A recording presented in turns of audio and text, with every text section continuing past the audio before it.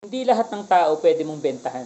Okay? Kahit gaano ka kagaling, kahit ikaw ang pinakamagaling na loan consultant o na salesperson sa mundong ito, hindi mo lahat pwedeng bentahan. Kasi bakit?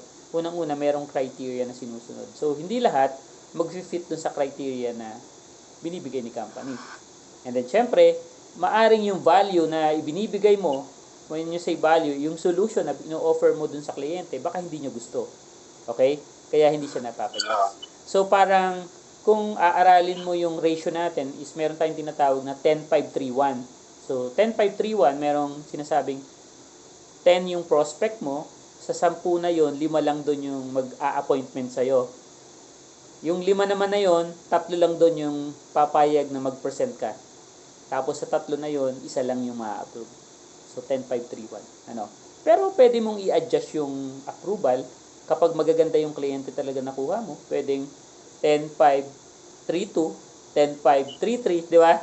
So, depende sa'yo kung paano ka o gaano ka kagaling tumingin ng prospect mo. Kaya dapat hindi pwedeng prospect ka ng prospect pero you're barking in a wrong tree.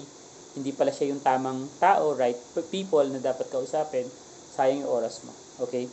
Kaya kailangan alam mo yung target market mo para ma-filter mo kung sino yung mga dapat na pumasok lang dun sa programa. Okay? Kasi para hindi masayang oras mo. Usually, ang mga salesperson nadi-discourage kapag may isang account na ine-expect nila na approve na pero hindi na approve. Grabe yun. It's a greatest disappointment yung napakaramdam nila na sayang ang oras ko. Parang naloko siya. Parang iniwan siya sa ere. Ganun. Pero as a salesperson, yung positive thinking dun is magtanim ka ngayon pero parang magsasaka. Alam mo ba yun?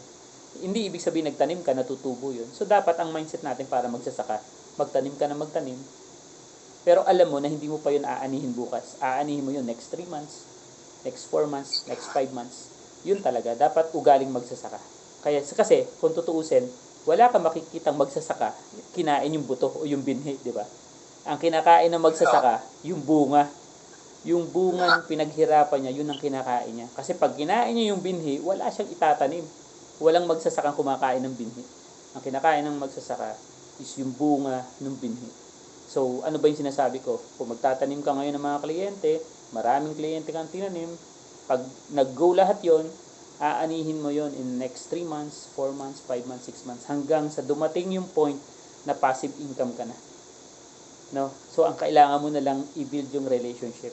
So, paano mag-build ng relationship? Dapat meron kang 2 factor na dapat mong tandaan.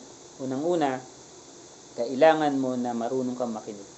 Yung active listening, napakahalaga nun. Kasi yung active listening, ma-absorb mo yung hinaing niya, complain niya, reklamo niya, yung mga gusto niyang sabihin, ma-absorb mo.